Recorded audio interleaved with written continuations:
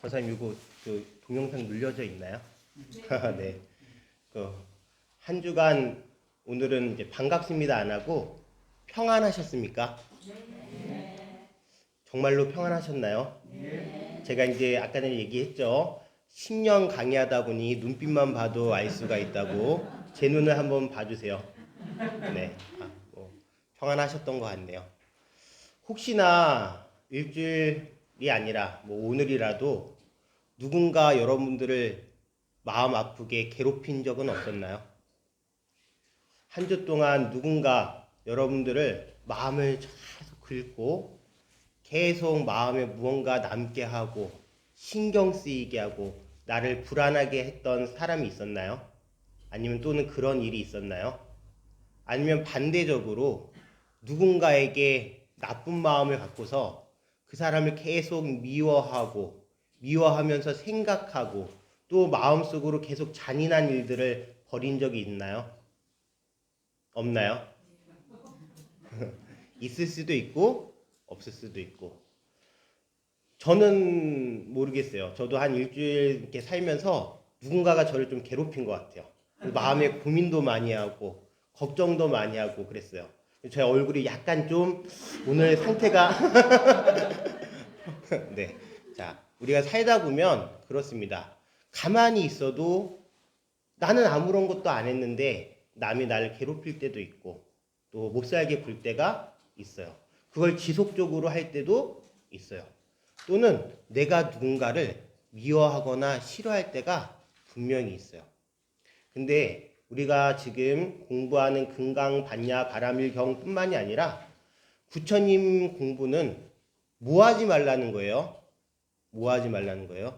남을 괴롭히지도, 남을 미워하지도, 남을 싫어하지도 말고 평등한 마음으로 모든 사람을 대하라는 가르침을 우리에게 알려주고 계셔요. 또한 마찬가지로 내가 그러한 마음을 먹고 있는 것처럼 많은 사람들이 나를 미워하지 않기를, 나를 괴롭히지 않기를 바라는 마음이 바로 부처님 가르침, 특히나 제가 금강반야 바람일경 1강에서 얘기한 자비희사의 마음이 들어가 있어요. 자, 비, 희, 사. 네 가지 무량한 한계가 없는 끝없는 마음이래요. 누가 내는 마음이에요? 부처님이 내는 마음이시고 보살님들이 내는 마음이세요. 제가 1강을 하면서 기수국 고도원에 대해서 설명을 했어요. 어떤 분이 기수국 고도원을 지었다고 얘기했죠? 극, 고덕, 장자. 외롭고 의지할 곳이 없는 많은 사람들에게 나눔과 베품을 실천하셨던 극고독 장자인 수다타 장자가 기원장사를 건립해서 부처님께 뭐 한 거죠? 보시하셨어요. 거기서 많은 비구 스님들이 같이 공부를 했고 그 공부를 통해서 부처님께서 보여주시고자 했던 모습은 수행을 통해서 중생과 떨어져서 사는 것이 아니라 수행을 통해서 그 수행한 마음을 중생들과 함께 나누고 중생을 만져주시며 그리고 그것을 통해서 또 그들이 복을 쌓고 공덕을 지어서 수승한 결과를 이끌 수 있는 어찌 보면 진짜 종교의 참다운 의미를 실천하셨다. 그렇기 때문에 기수국 고도원에서 이 금강경이 설해질 수 있었고 그 금강경이 설해진 장소에 1250이라는 초기 승단의 모습을 갖추면서 부처님의 금공 공부를 같이 하고 있었다. 또한 무엇을 통해서? 탁발을 통해서 중생들과 함께하는 모습을 몸소 실천하셨고 또한 돌아오셔서 공양을 마치신 후 자정에 드심으로써 수행의 참 모습을 우리에게 보여주셨다라고 지난 1강에서 얘기했습니다. 그 모든 내용 속에 바로 부처님의 사무량심, 자무량심, 비무량심, 무량심, 사무량심이 들어가 있는 겁니다. 오늘 제가 여러분들께 나눠드린 유인물이 있어요. 자, 그 유인물 사무량심 기도문이라고 나와 있는데 그것을 같이 보도록 하겠습니다.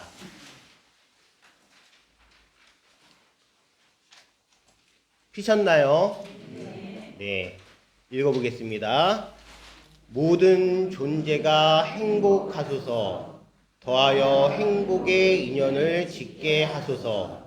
모든 존재가 괴로움에서 벗어나소서.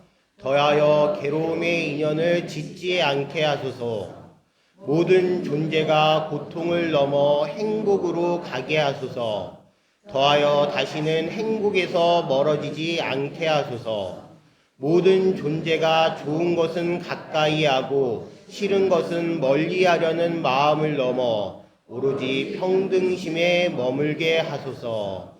여러분들, 이 문구를 이제 가지고 다니시면서 여러분들이 마음속에 무언가 툭 떨어지는 마음, 또는 남을 미워하려는 마음, 또는 자기를 미워하려는 마음이 들면 꼭 읽어주세요. 행복해야 됩니다. 그리고 괴로움에서 벗어나야 됩니다. 고통에서 벗어나서 행복으로 나아가야 되고요. 좋은 것과 싫은 것을 다 떠나서 평등한 마음으로, 평정한 마음으로 이 삶을 살아가시는 것이 부처님의 뜻이래요. 제가 잘 얘기는 안 하는데 가끔 얘기하는 저의 그게 있어요. 꿈이라는 거는 이제 미래의 꿈이 아니라 어렸을 때 꿨던 꿈에 대한 이야기예요. 제가 고등학교 2학년 때 잠을 들었는데 꿈속에서 정말로 거짓말이 아니라 지금까지 봤던 부처님, 제가 출가를 해서도 이제 꿈속에서 부처님, 관세음보살님을 뵀는데 그때만큼 큰 부처님을 본 적이 없어요. 엄청나게 크신 부처님께서 제 꿈에 나타나셨어요. 그리고 나서 저한테 이렇게 산을 하나 이렇게 앞에 놓으셨어요. 그런 다음에 제 이름을, 송명을, 그때는 이제 송명이니까 지금 송명을 얘기할 순 없고 송명을 부르시면서 누구야? 이 산을 한번 옮겨봐라 라고 하고서 제가 꿈에서 깼어요. 그리고 저는요, 출가 이전까지 아마 그 산을 옮기기 위해서 부단히 저 나름대로 고민하고 또 괴로워하고 지치고 지쳤는지도 몰라요. 물론 세간에서 살았기 때문에. 세간이 뭐예요? 사바세계. 사바세계는 가민토라 그래요. 우리가 인내해야 되는 어떤 것들이 있는 세계가 바로 사바세계예요. 세상을 살려면요, 다들 감당할 것들이 분명히 있어요. 저마다의 괴로움들이 다 있어요. 그 괴로움 속에서 삶에서 갈팡질팡 해왔는지 몰라요. 그리고 나서 출가를 하고, 물론 지금도 부처님께서 저 앞에 이렇게 놓아주신 산을 옮겨보기 위해서 부단히 노력하고 있지만 예전처럼 갈팡질팡하지는 않아요. 왜냐? 이젠 알아요. 부처님께서 자비이사의 마음으로 항상 누구를 지켜주고 있다? 저를 지켜주고 있다라는 거예요. 여러분들도 그런 믿음이 분명히 생기셔야지 된다라고 저는 생각해요. 금강반야 바람일경을 공부하면서. 금강반야 바람일경 할 때 우리가 반야라는 것은 다른 말로 통찰지라고 얘기해요. 네. 바람일이라는 것은 무엇이냐면, 네, 완성이라는 의미도 있지만 건너가다라는 뜻을 가지고 있어요. 무엇을 건너가다라는 거예요? 이 고통의 세계에서 건너가서 저 자유로운 세계, 해탈의 세계로 넘어간다라는 거예요. 따라서 반야바라밀이라는 것은 무엇이냐면 통찰지를 통해서 무엇으로 간다? 열반으로 가는 과정을 이야기하고 있어요. 그 통찰지를 통해서 열반으로 갈 때 여러분들이 확고하게 가지고 있어야 되는 믿음 무엇이다? 부처님께서 여러분들을 자비로운 마음으로 항상 지켜주고 계시다라는 것을 기억해 주셨으면 좋겠습니다. 자, 이렇게 해서 1강에 대한 복습은 끝났고요. 2강으로 가기 전에 여러분들 우리 강의하기 전에 무엇을 하기로 했죠? 독송을 하기로 했어요. 제가 송경의식을 모르는 분들을 위해서 송경의식을 복사해 왔습니다. 송경의식이라는 것은 독송하기 전에 우리가 경전을 독성하기 전에 정구업진언, 그 다음에 또 무엇이죠? 오방내의 안이제신진언, 그 다음에 개경계, 개법장진언을 같이 하고서 경전의 제목을 읽고 그런 다음에 이제 시, 장로, 수보를 이렇게 가겠습니다. 자, 그러면 다들 경전을 피시고 합장하시고 같이 2분 선현 기천분을 독송하도록 하겠습니다.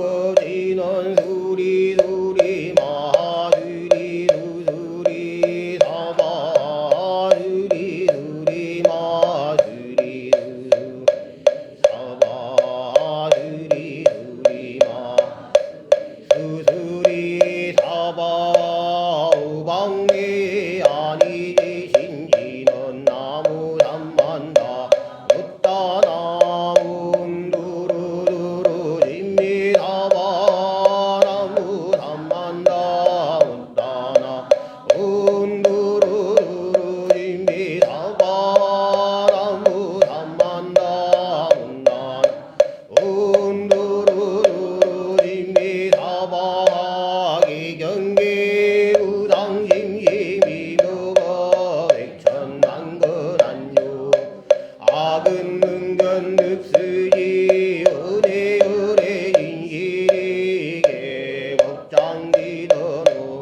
아라나 마라나 우 마라나 마라나 아라나 마라나 금강반야 바라밀경시 장로 수고리 제대는 측종자기 편단우견 우설 작지 앞장 공경이 백우러니 우대 별에선 우렴기 부달 선부득이 부달 대구 선남자 선녀 반란우다라 삼야 삼부리 우문아주나 항북이 신우런 선제선 수부리 여여도설열의 선우렴기 부달 선부득 대부달 여금리 당이여설 선남자 선녀인 바라누다라 삼야 삼부리 지응여이 주여 양국이 지유여 대저 원효영문이라.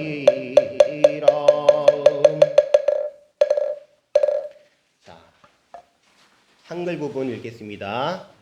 그때 대중 가운데 있던 수보리 장로가 자리에서 일어나 오른쪽 어깨를 드러내고 오른 무릎을 땅에 대며 합장하고 공손히 부처님께 여쭈었습니다.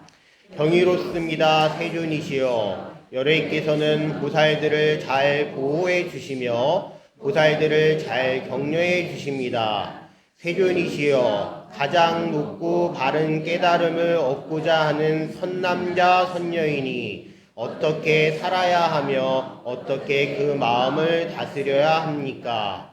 부처님께서 말씀하셨습니다. 훌륭하고 훌륭하다 수보리여, 그대의 말과 같이 열애는 보살들을 잘 보호해 주며 보살들을 잘 격려해 준다. 그대는 자세히 들어라. 그대에게 설하리라. 가장 높고 바른 깨달음을 얻고자 하는 선남자 선녀에는 이와 같이 살아야 하며 이와 같이 그 마음을 다스려야 한다. 예, 세존이시여 라고 하며 수보리는 즐거이 듣고자 하였습니다. 선현께서 기청 일어나셔서 청하셨대요. 선현이라는 분은 누구를 얘기하느냐? 바로 수보리 장자. 수보리 장자, 장로를 얘기합니다. 수보리 존자를요. 우리가 수보리 할 때 수보리는 수보띠라는 단어의 이제 음사예요. 그리고 선현이라는 것은 그 뜻을 가져왔어요.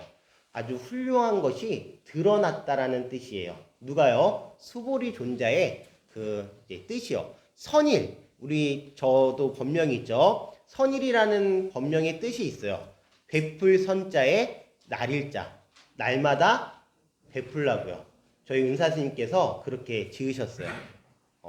좋은 의미죠. 저는 베풀 게 별로 없어요. 그래서 저한테는 어떻게 보면은 이 공부를 해서 같이 나누는 것이 저의 이름에 대한, 저의 법명에 대한 소명을 다한다라고 생각을 해요.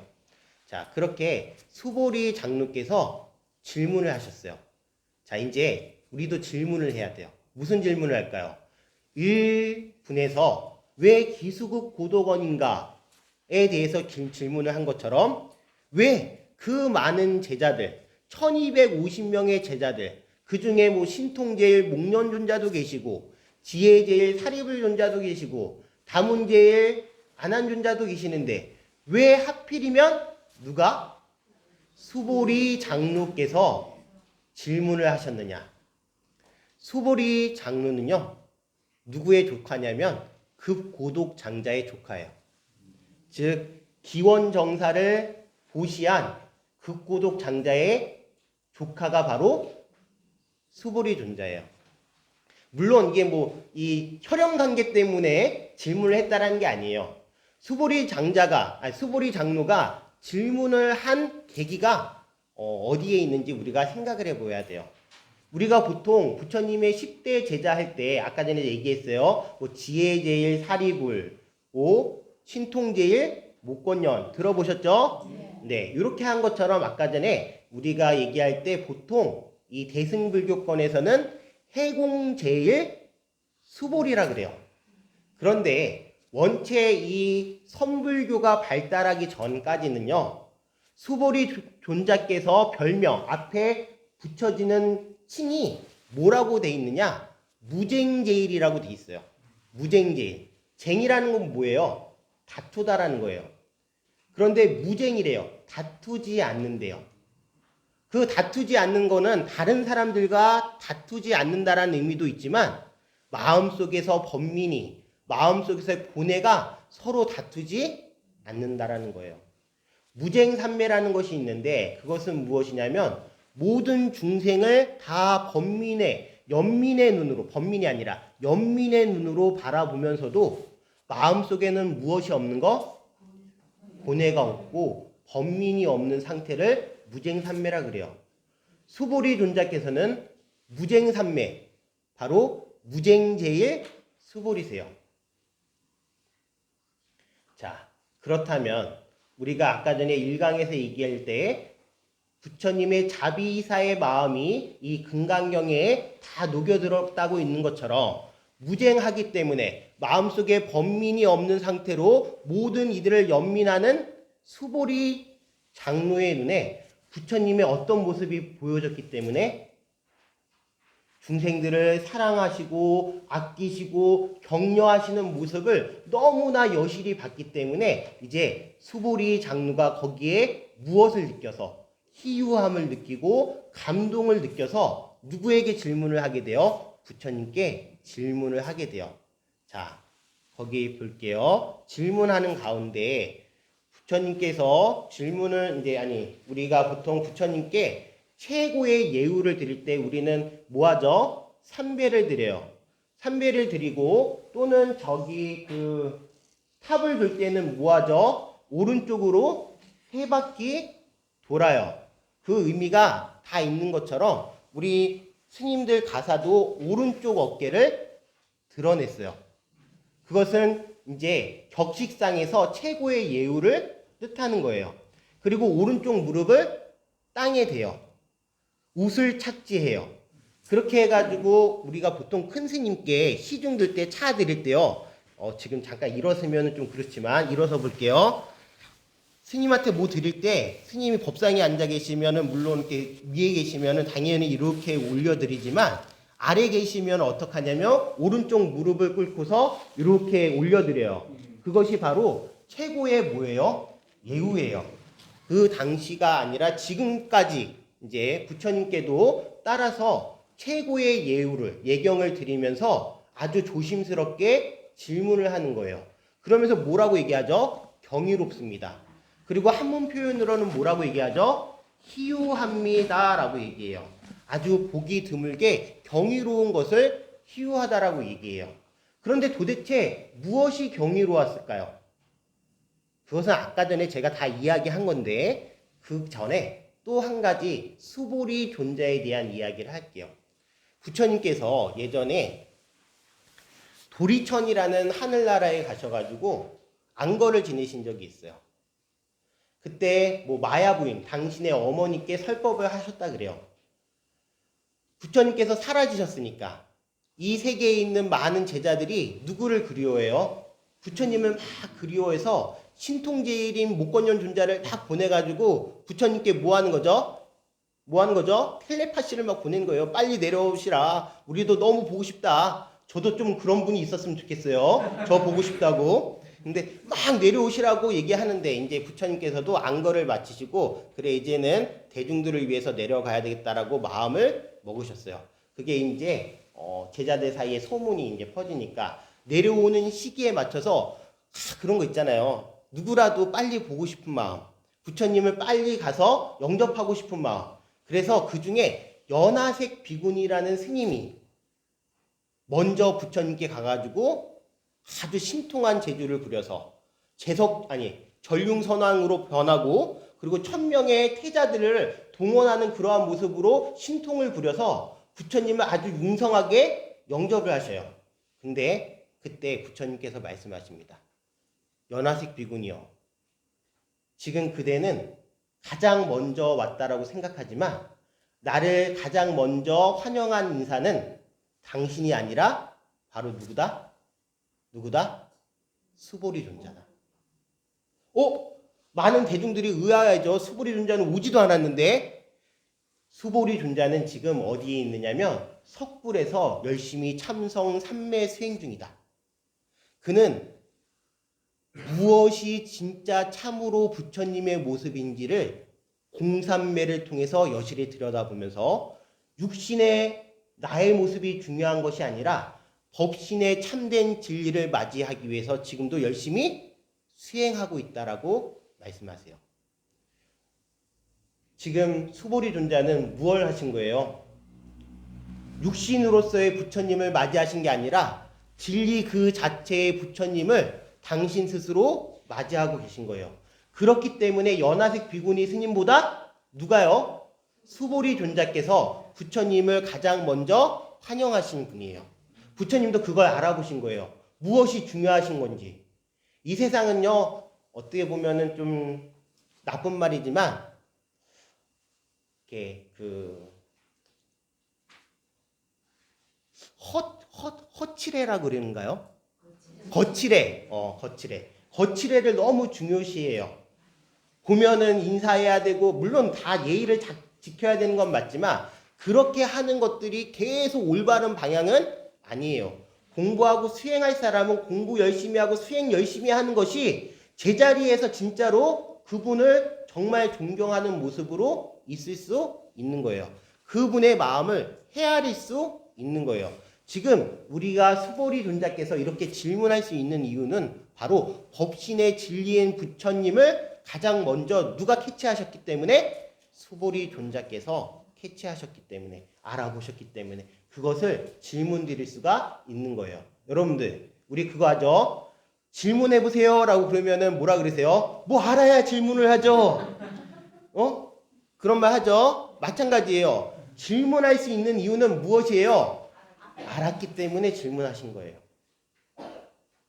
자, 그러면서 어떤 질문을 하시는지 보세요. 열애께서는 무엇 하신대요?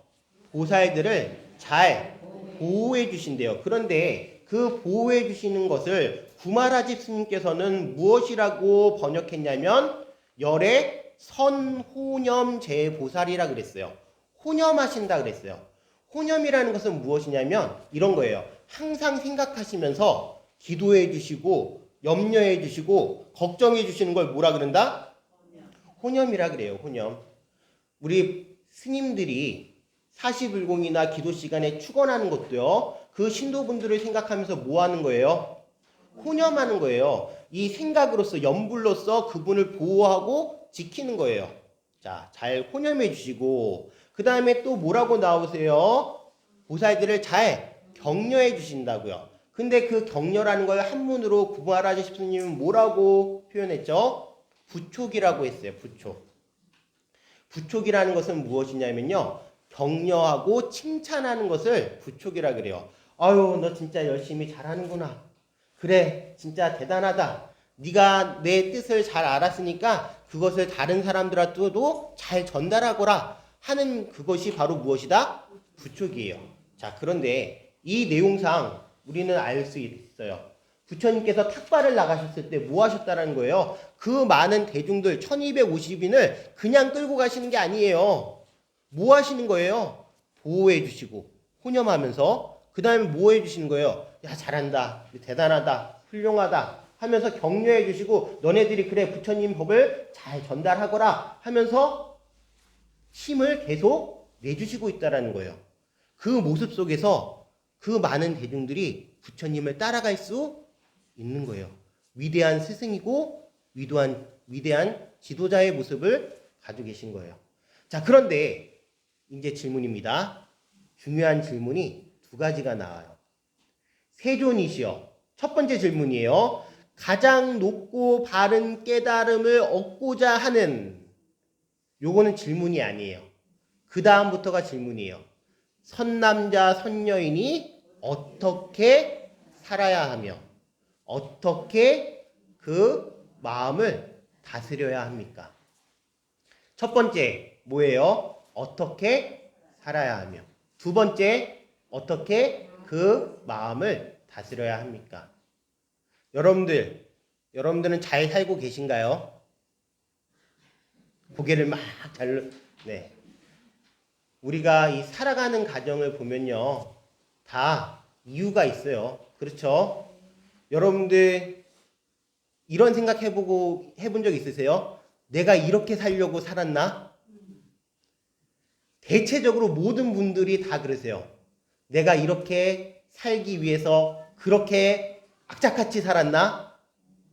그런데요, 한번 생각해 보세요. 여러분들 지금 이 상태에서 기억하지 못한 상태로 다시 10년 전으로 돌아갔을 때 여러분들 똑같이 살 것 같으세요? 아니면은 더 잘 살 수 있을 것 같으세요? 똑같이 사세요. 그것은 이유가 뭘까요? 업력이 그렇기 때문에. 내가 쌓아놓은 그 업력 때문에 지금 이렇게 살고 있어요. 따라서 모르는 상태에서 10년 전으로 돌아가든 20년 전으로 돌아가든 똑같이 이 삶을 살고 있다는 거. 어찌 보면 잔인하지 않아요? 어찌 보면 무섭지 않아요? 그렇기 때문에 뭐 해야 된다? 업력을 변화시키기 위해서 우리가 경전을 읽고 기도를 하고 수행을 하는 거예요. 오늘 전화 오시는 분들이 상당히 많네요. 네. 잠깐만. 네. 네. 네네, 알겠습니다.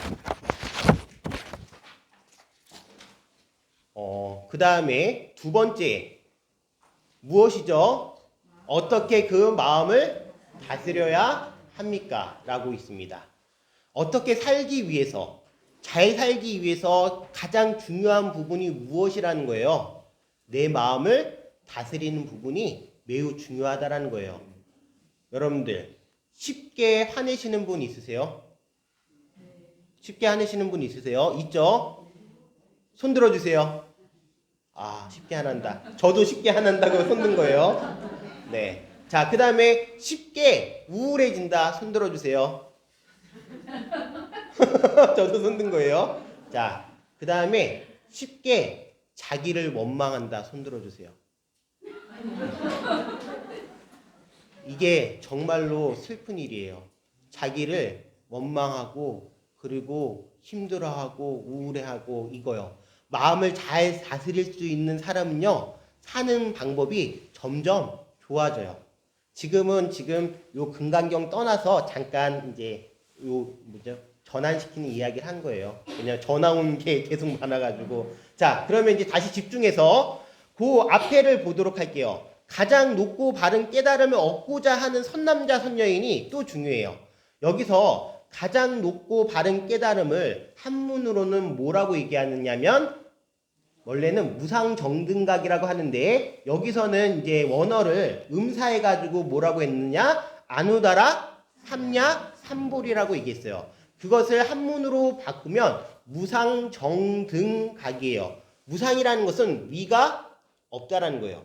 더 이상 위가 없고, 그 다음에 정, 바르고 정확하고 올곧고, 그 다음에 등, 평등하고, 그러한 깨달음이 무엇이다? 무상정등각이에요. 바로 열애께서 부처님께서 깨달으신 바를 뭐라 그런다? 무상정등각, 아누다라 삼약삼보리. 지금은 그것을 달보리시만, 즉 그러한 마음, 부처님의 깨달음을 얻고자 노력하는 선남자 선녀인, 즉 누구를 얘기하는 거예요? 보살들을 얘기하는 거예요. 보살승들을 얘기하는 거예요. 1250인의 비구들을 얘기하고 많은 스님들을 얘기하는 것뿐만이 아니라 그러한 마음을 내고 있는 보살들을 얘기하는 것이 바로 이 가장 높고 바른 깨달음을 얻고자 하는 선남자 선녀이니, 어떻게 하면은 부처님처럼 살 수 있고 어떻게 하면 부처님처럼 그 마음을 다스릴 수 있을까에 대한 이야기들을 하는 거예요. 그것이 수보리 장로께서 부처님께 질문 드린 내용이면서 금강경의 핵심 두 가지 질문이에요. 자, 여기 오른쪽에 법구경 개송을 가져왔습니다. 다 함께 큰 소리로 읽어보겠습니다. 자애로서 분노를 이기라. 선으로서 악을 이기라. 베품으로서 인색한 자를 이기라. 진실로서 거짓말쟁이를 이기라. 여러분들, 자애로서 무엇을 이기래요? 분노를 이기래요. 선으로서 무엇을 이기래요? 악을 이기래요. 베품으로서 무엇을 이기래요? 인색한 자를 이기래요. 진실로서 거짓말쟁이를 이기래요. 그런데 우리는 그러지 못하죠. 분노를 무엇으로 이기려고 그래요? 분노를 무엇으로 이기려고 그래요? 목소리 큰 놈이 이긴다고? 분노에 대해서는 더 큰 분노로, 그 다음에 악에 대해서는 더 큰 악으로, 그 다음에 인색한 거에 대해서는 야 너도 밥 안 사? 나도 밥 안 사. 인색함으로써 이기려고 그래요.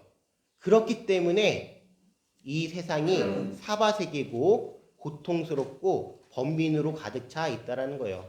쉽지가 않아요. 마음속에 일어나는 것들을 자애로서 선으로서 베품으로써 이겨나는 것은 참으로 어려워요. 우리가 무엇이 있기 때문에 그러냐면 나라는 생각이 있기 때문에 더 힘들어요. 왜냐? 내가 그렇게 하게 되면은 내가 손해보는 것 같아서. 아까 전에 잠깐 꿈에 대한 이야기를 했는데 오늘은 제가 출가했을 때, 예전에 첫 수업 시간에 얘기를 드렸었나요? 이 산청에서 먼저 머리를 깎고서 그런 다음에 은혜사를 오게 됐어요.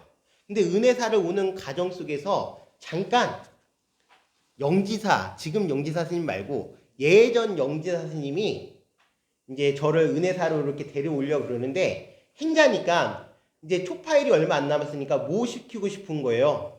당신 절에 데려가서 일 시키고 싶은 거예요. 그래서 은혜사로 바로 안 들어가고 일주일을 영지사에다가 이렇게 놔두고 이제 오만 그 초파일 준비 일을 다 시킨 거예요. 태어나서 처음으로 그렇게 입에서 단내가 날 정도로 일해본 적이 처음이었어요. 손에 막 이 손이 떨릴 정도로 일한 적이 처음이었어요. 원망하는 건 아니에요. 단지 그런 시절이 있었어요. 근데 그때 어땠냐면, 제가 그렇게 열심히 막 일하고 있었을 때 옷도 남루하고, 왜냐하면 계속 일을 하고 빨지를 못하고 있으니까, 그리고 너무 힘들어서 점심에, 그때는 또 수행한다고 좀 덜 먹어가지고 몸무게가 53kg 나갈 때였어요. 그러니까 이렇게 뺑 말랐었죠. 몸이 가벼웠어요. 지금은 좀 몸이 무거운데 그 53kg 나가는 상태에서 옷도 이렇게 막 지저분하고 하고 이제 너무 힘들어서 바닥에 앉아서 쉬고 있으니까, 그 영지사에 구경하셨는지 뭐 이렇게 순례로 오셨는지 그 아이랑 한 엄마가 이제 지나가다가 그 저의 모습을 보고서 애 엄마가, 그 보살님이 아이한테 이렇게 얘기하는 거예요. 야, 너 공부 열심히 해야 돼. 안 그러면 저 아저씨처럼 된다. 그 순간 그 얘기를 듣고서요. 이게 이 사람이 마음속에서 참고 있던 게 막 올라오기 시작하는 거예요. 내가 지금 출가해가지고 뭐 한다고 출가했지? 지금 이렇게 지금 잡혀온 거 아니에요. 어떻게 보면 일 시키려고. 내가 지금 이런 일 하려고 내가 출가를 했나? 라는 생각이 드니까 그 순간부터 저한테 지옥이 만들어지는 거예요. 그 전까지는 힘들고 막 그랬어도 지옥은 아니었는데 마음속에 그 생각, 저를 건드는 그 한마디가 들어온 순간 지옥을 만들었어요. 그래서 그 밤에 영지사를 뛰쳐나오려고 짐을 쌌다가 풀었다가 짐을 쌌다가 풀었다가 했어요. 만약에 그때 당시에 제가 짐을 싸서 나왔다면 지금 저는 여러분들과 이렇게 함께 있지 못할 거예요. 그 마음이 저한테 지옥을 만들었지만 그 마음을 억지로 눌렀던 그때 당시에 저에게 너무나 감사해요. 우리가 한순간 그렇게 마음을 접어버리면 다른 많은 가능성들이 일어나는데 우리는 그때 일어난 순간순간의 감정에 대응하다가 더 큰 것들을 잃어버리고 있는지도 몰라요. 따라서 우리는 자애로서 분노를 이기려고 노력해야 되고 선으로서 악을 이기려고 노력해야 되고 베품으로써 인색한 자를 이기려고 노력해야 되고 그리고 진실로서 거짓말쟁이를 이기려고 노력해야 돼요. 이길 수는 없어요. 노력해야 된다는 얘기를 하는 거예요. 자, 그 다음에 이어서 읽겠습니다. 부처님께서 말씀하셨습니다. 저는 이 말을 너무 좋아해요. 훌륭하다. 훌륭하다. 선제, 선제. 누구를 칭찬하신 거예요? 수보리 존자를 칭찬하신 거예요. 그런데 부처님께서는요, 수보리 존자만 이렇게 칭찬하셨을까요? 아니에요. 여기에 부처님의 아주 훌륭한 모습이 계신 거예요. 보호하시고 격려해 주시는 모습이요. 위대한 스승은 위대한 제자를 길러내요. 그 위대한 제자를 길러내는 모습은요, 다른 것이 아니에요. 인정하고 힘을 북돋아주는 것이 바로 위대한 스승이 위대한 제자를 키우는 방법이에요. 부처님께서라도 상심이 없었을까요? 마음에 슬픔이 없었을까요? 당연히 있었어요. 어느 날이었습니다. 부처님께서 카필라와투라는 곳은 어디냐면 부처님이 태어나신 카필라성 곳이에요. 고향이에요. 거기에도 당연히 이제 정사가 세워졌어요. 니구로다 정사가 세워졌어요. 이제 거기서 이제 수행을 하고 계실 때였는데요. 아침에 이제 참선을 하러 이제 나가셨는데, 수행하려고 나가셨는데, 와, 보기 힘든 장면을 본 거예요. 비구들끼리 싸우고 있는 거예요. 왜 싸워요? 싸움의 이유가 무엇이었냐면, 지금 우리들, 지금 자복 있죠? 자복이 뭐 하는 거죠? 기도할 때 쓰는 것이 자복이에요. 이제 남방불교, 그쪽에서도 이제 그런 의식에 사용하는 자복이 있었어요. 이제 깔개죠. 일종의 깔개. 그 깔개가 이제 보시가 들어왔는데 그게 이제 뭐 좋은 건지 나쁜 건지 그것 때문에 좋은 거는 누가 갖고 뭐 하려고 막 싸우는 거예요. 누가요? 비구 스님들이. 무엇이 생긴 거예요? 감각적 쾌락, 물질적인 욕망이 생긴 거예요. 그것을 보고서 부처님께서 너무 마음에 상심, 마음에 실망이 드셔가지고 뭐 하셨어요? 비구들이여, 오늘 아침 수행은 해산 하면서 수행을 물리치셨어요. 비구 대중을 해산시키셨어요. 그리고 당신 스스로 혼자서 나가셔가지고 뭐 하셨죠? 탁발을 하시고 돌아오셔서 공양을 하신 뒤에 이것은 왜 하셔요? 비구들은 해체했어도 당신들은 뭐 하셔야죠? 당신은 중생을 위해서 나가서 중생을 살피셔야 되기 때문에 나갔다 오신 거예요. 그리고 공양을 하시고 숲으로 들어가셔가지고 마음을 툭 내려놓으시고 이렇게 계셨어요. 그때 하늘의 범천이 딱 내려와 있어요. 부처님께서 생각을 하셔요. 뭐라고 생각하시느냐? 아, 내가 그런 비구들의 모습을 보고서 이렇게 해산을 시켰지만 그 중에는 나의 지도가 필요한 아직 어린 스님들이 있다. 그 스님들이 나의 지도를 못 받으면 마치 어린 소가 어미를 잃어버려서 결국엔 길을 잃어버리는 것처럼 이 중생활을, 이 스님 생활을 잘 못할 텐데 어떻게 해야 될까? 마치 어린 풀이 물을 주지 않으면 꽃을 피우려다가도 이제는 죽어버리는 것과 똑같은데 어찌해야 될까? 예전에도 그러한 비구들을, 좀 잘못했던 비구들을 섭수 용서하고 받아들인 것처럼 지금도 그렇게 해야 될까? 라고 마음을 먹었을 때 범천이 나타나서 말씀드리죠. 부처님이시여, 맞습니다.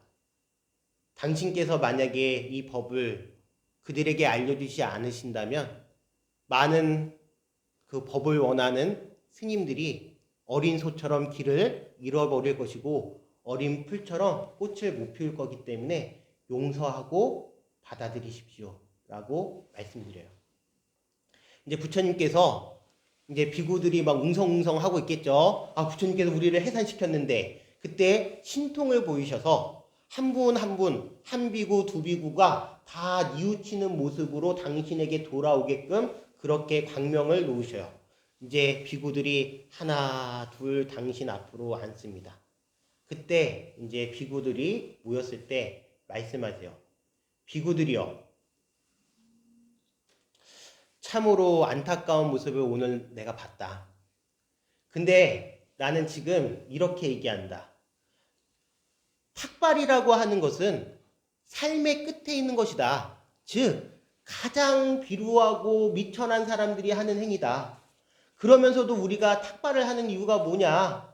왕이 시켜서, 누가 강요해서 그런 거 하는 것이 절대로 아니다. 괴로움을 받고 그 괴로움에서 벗어나는 방법을 수행하기 위해서 우리는 탁발이라는 길을 선택했다. 감각적 쾌락에 물이 들고 분노에 물이 들고 어리석음에 물이 들어서 거기에 빠져든다면 그것은 마치 세간에서 시체 태우는 막대기와 같이 출가 승가의 기쁨도 누리지 못하고 제가자의 삶도 누리지 못하는 아무짝에도 쓸모가 없는 그러한 사람이 된다. 비구들아, 감각적 쾌락이라는 것이 그것이 무상한 것이냐 아니면은 영원한 것이냐? 무상한 것이다. 무상한 것입니다. 무상한 것은 괴로운 것이냐 즐거운 것이냐? 괴로운 것입니다. 괴로운 것이다. 그 괴롭고 무상한 것이 나라고 할 만한 것이, 내 것이라고 할 만한 것이 있느냐? 없습니다. 그렇다.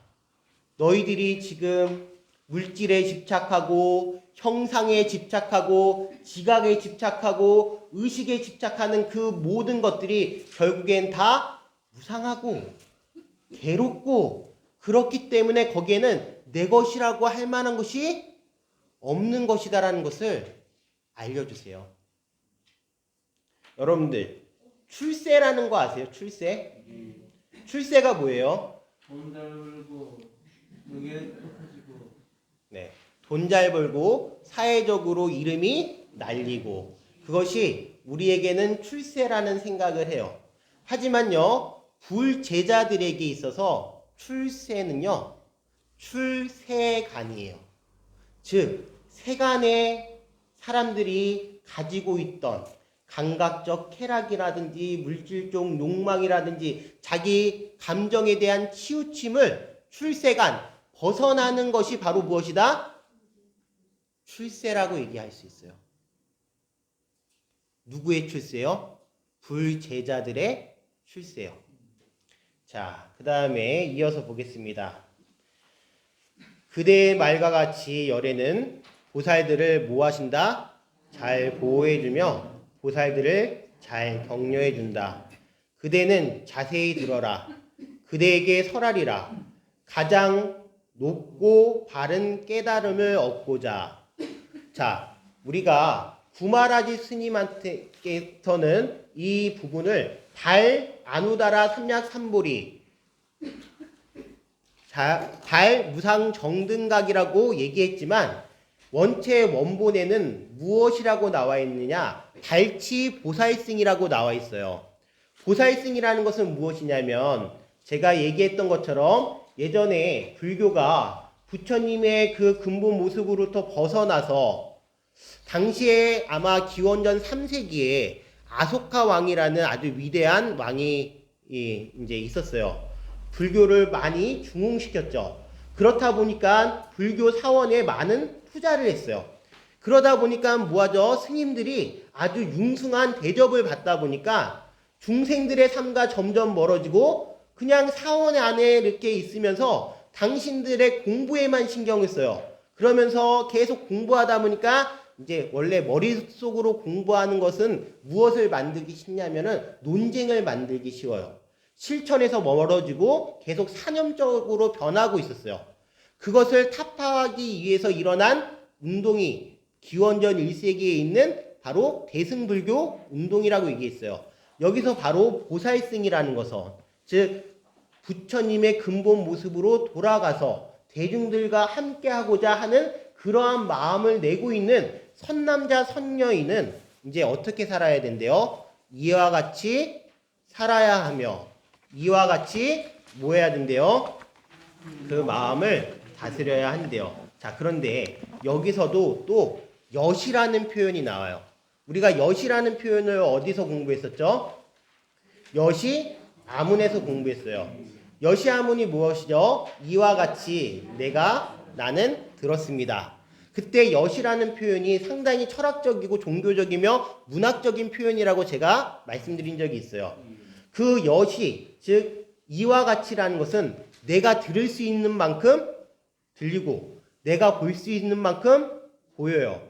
따라서 지금 여러분들이 이와 같이 부처님께서 마음을 다스리고 이와 같이 살라고 말씀하셨을 때 이 뒤에부터는 다 여시에 대한 내용, 이와 같이라는 대한 내용이 나오고 있어요. 언제부터 언제까지? 3분부터 32분까지. 그런데 그 여시의 내용에 대한 것을 확장할 수 있고 보다 정확하게 볼 수 있는 것은 누구의 자세에 달려 있어요? 여러분들 스스로의 자세에 달려 있어요. 부처님이 이와 같이라고 했는데 우리는 이와 같이 안 하고 그걸 듣고도 저와 같이 하고 그와 같이 하고 그러면 절대로 안 되는 거예요. 이제는 부처님께서 진실이 여기 우리가 나중에 공부하겠지만 부처님께서는 진실만을 말하시는 분이에요. 진리 그 자체를 말씀하시는 분이에요. 여시 우리가 그것을 잘 따라서 이제 32분까지 공부하다 보면 우선 첫 번째 가장 중요한 건 그거예요. 우리도 발보리심을 내는 거, 즉 부처님 같은 삶을 살겠다라고 마음을 내는 게 중요해요. 하지만 그 마음을 내고도 우리는 어찌 보면은 무엇이에요? 이 사바세계에서 살고 있는 감내해야 되는 것들을 겪고 있는 중생들이에요. 그렇지만 그 중생의 삶을 살면서도 어떻게 살아야 할지를 이 경전을 통해서 공부해야 되고 어떻게 내 마음을 다스려야 할지를 이 경전을 통해서 공부를 해야 돼요. 여러분들께 바라는 저의 당부예요. 자, 합장하시고 제가 읽어드리는 거 따라 하겠습니다. 내가 증오에서 다시 할게요. 내가 증오에서 벗어나기를 내가 증오에서 벗어나기를 내가 성냄에서 벗어나기를 내가 성냄에서 벗어나기를 내가 격정에서 벗어나기를 내가 격정에서 벗어나기를 내가 행복하게 지내기를 내가 행복하게 지내기를. 손 내리시고 자 이제 우리가 다음 시간서부터 또 얘기하겠지만 내 삶에 있어서 나의 증오를 다스릴 수 있고 나의 성냄을 다스릴 수 있고 나의 걱정, 근심을 다스려서 결국에는 무엇하러 나가는 거예요? 행복해지기를 그것을 위해서 공부하는 거라고 여러분들께서 생각해 주셨으면 좋겠습니다. 수업 시작하기 전에 예고한 것처럼 다음 시간에는 이제 금강경 공부를 더 잘하기 위해서 불교 기초 교리, 또 부처님에 대한 예경, 그리고 부처님과 관련한 불보 살림 이야기들을 우리가 섞어서 이제 공부를 할 거니까 꼭 그렇게 알아두시고 많은 참석 바라겠습니다. 감사합니다.